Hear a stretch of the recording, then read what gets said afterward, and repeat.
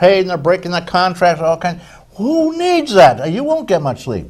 The pay, there's no pay. There's no pay. Nothing. I did it for 16 years when I was an educator besides, and I'll tell you, when you sit on the podium around the end of June and you watch 30 students go by you and you know that you've worked the best you can for those kids, and you go on and see them become successful in life, and then you see them later on in the street and they've gone on to college, or they've gone on to tech school, or they've started their own business or whatever, that's when you feel like it's been all worth it. Yeah, there's a lot of headaches, and it takes a certain type of person that has really strong moral fiber and can stand up to people. I've seen school board members come and go. I've seen board members come and think they're going to just turn that district upside down, and they learn very quickly that it's not as easy as they think.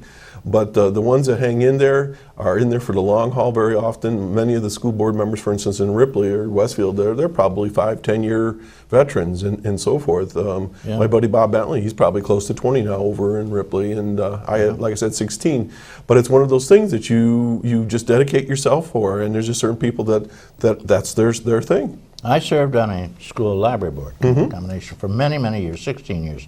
And there was a lot of aggravation, I'll admit that. But you're right, there's a sense of fulfillment and giving of yourself to the public for free. You're not making it for any money, you're doing it out of your goodness. And it is tough when you first go on that board, because you don't really know what's going on, even though you claim you're going to move heaven and earth. And as I remember the first day I went to a board meeting after having been elected, and I ran against the local county conservative leader who had loudspeakers out and putting up signs and canvas and everything. Stomped him because I just said, he's a politician, I'm not. But you know, let me jump on what you just said. Yeah. And I think people need to realize this. They always say, oh, that's school board or that's superintendent. Let's start with school board members, like you said. These are people just like all of us that are watching the show right now. They're people that work for a living, they have families, they've had children, grandchildren, whatever. They have a keen desire to help kids and education, because somewhere within themselves they find that it's an important thing to do, and they dedicate lots of time, many evenings out from their family, to do these sorts of things. They are good people. They're not people that sit around thinking all these crazy plans on how they're going to do whatever.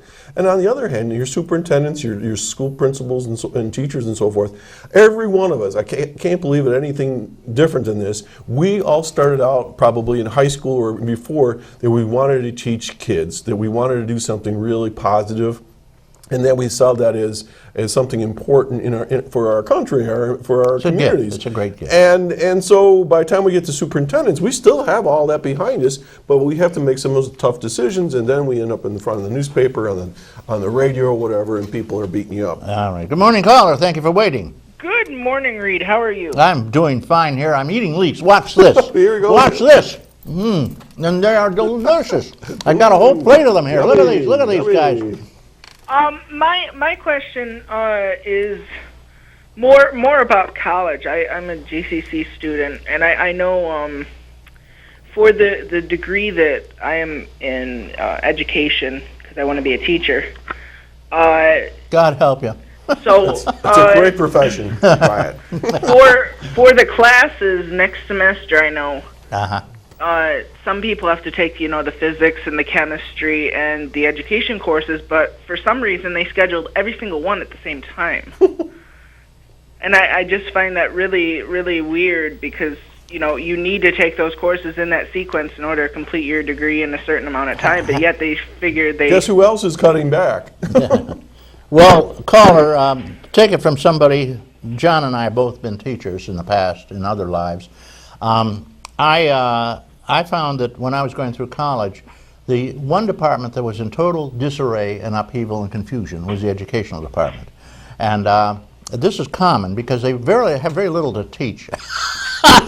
Most education comes from within, and you develop it as you go, which is very, very important, is the experience. But at any rate, besides how to make a lesson plan and that kind of silliness, but at any rate, I had a relationship with with a supervising teacher, the one in charge of all students. She caught me smoking in the lounge, which was allowed. She said, "Why aren't you teaching?" I said, "Well, I made a deal with my supervising teacher." This is when I did student teaching. That I could be out I put in extra time. I stay an extra half hour, come a half hour early, so I have a little time to take a break. She said, well, that's not, I said, and she jumped all over me. Yeah. Well, the next time she saw me, I had committed some other infraction. At that point, she really got mean about it. Can't imagine And that. so I started yelling right back, you know me, you know the kind of guy I am. imagine And so we wound up using each other's last names. Oh, boy. And she called me Powers, and I called her, I won't mention her name at any rate. She said, Powers, one thing I will tell you right now, do not continue in education. Switch areas. You will not graduate.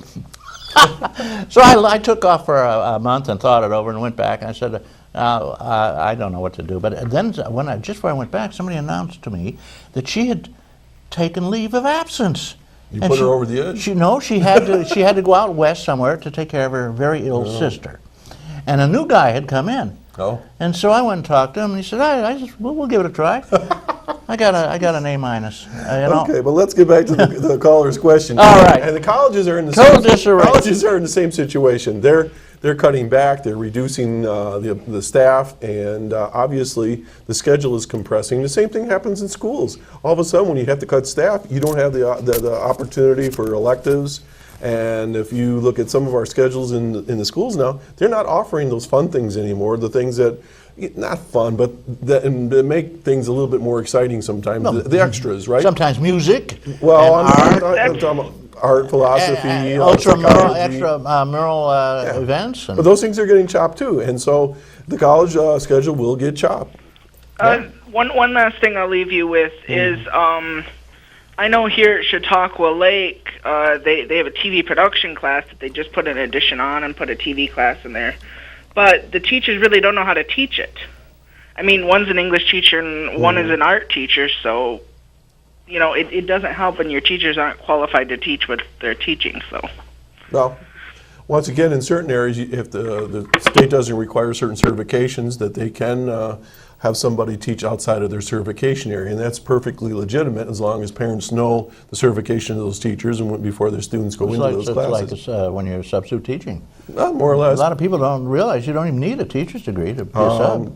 In some cases, that's right, you can be Education degree. uncertified. Yeah. But that's the state of the state right now, is where you're cutting back staff and someone's going to be teaching a little bit outside of their certification. You might be a math teacher, maybe now you're teaching a little bit of science or intro to English or something along these lines. And that's legitimate in the field, but only a certain portion of your day can be like that. Yeah, well, I think the schools, all in all, considering how they're being just crumpled by the cutbacks in funding and the rebellion, the tax rebellion, is very serious now, including seniors. That people carry a tea bag around. Oh, the Tea Party. Yeah, and the seniors who are getting no more money and who've lost over 60% of their purchasing power, they're carrying this little thing around in their pocket because they're going to be eating cat food if they're lucky, living in their children's basement. Because as they keep taking away your money through inflation and not giving you the COLA, which was promised when I put in tons of my money into Social Security, I'm going to be in my children's basement, and I'm going to be lucky to get cat. Well, my daughter said I will not. She said, on special days like your birthday, you'll get a hot dog. So I'm not going to have to subsist on cat food. Well, and getting back to what we were talking about, everything here, is I think you keep alluding to it's those people in government and so on. And I think one of the key things a message that I could at least share with people today is that rather than beat each other up locally, let's band together, whatever that means, and work with the Kathy Youngs, the Bill Parments and so forth out there to try to rectify the situation because like I said, all of a sudden when everybody's tempers start rising, they go to natural places where they can express themselves, and then unfortunately the venue is the local school district or a town board meeting and so forth, and these folks just are powerless over some of these situations right now. Well, John, you're probably aware of this.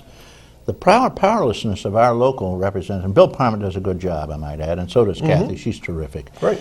is that New York City has basically co-opted the whole New York State government. It would appear that everybody who's important Right. in the government lives in the New York City metropolitan area. That's pretty obvious lately. And they don't give a hoodly hoot out of hell what goes on up here in Chautauqua County. Pretty much. And they're screwing us right and left.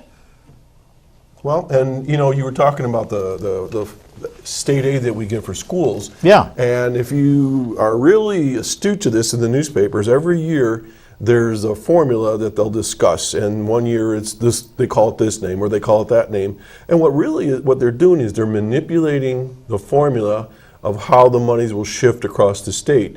And very often, when you look deeply into these formulas, you'll see that they have adjusted it